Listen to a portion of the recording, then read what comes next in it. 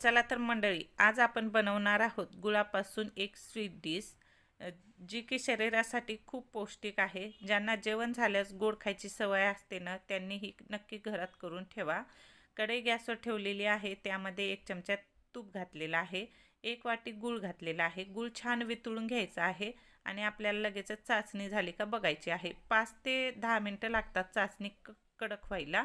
तर पाण्यात टाकून बघायचं आहे. जेव्हा पाण्यात चिकट लागला गूळ तर समजायचं की चाचणी झालेली नाही आणि तीच गूळ असा टणकन पाण्यात टाकून बघायचा. टणकन वाजला तर मग समजायचं की एकदम कडक चाचणी झालेली आहे. कडक चाचणी करायची आहे. याला खुसखुशीत होण्यासाठी आपल्याला अर्धा चमचा खायचा सोडा घातलेला आहे.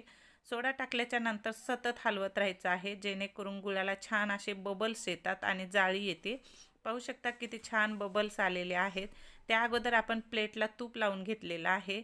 आता ते मिश्रण कढईच्या गॅसच्या खाली काढून घेतलेलं आहे. त्यामध्ये 2 चमचे खोबऱ्याचा खीस घातलेला आहे, 1 चमचा बडीशोप घातलेली आहे. खोबऱ्याचा खीस ऑप्शनल आहे, आवडीप्रमाणे घालू शकतो. आता तूप लावलेल्या प्लेटमध्ये हे मिश्रण टाकून घ्यायचं आहे आणि वरतून छान अशी बडीशोप घालायची आहे. त्यानंतर थोडेसे तीळ घालायचे आहेत.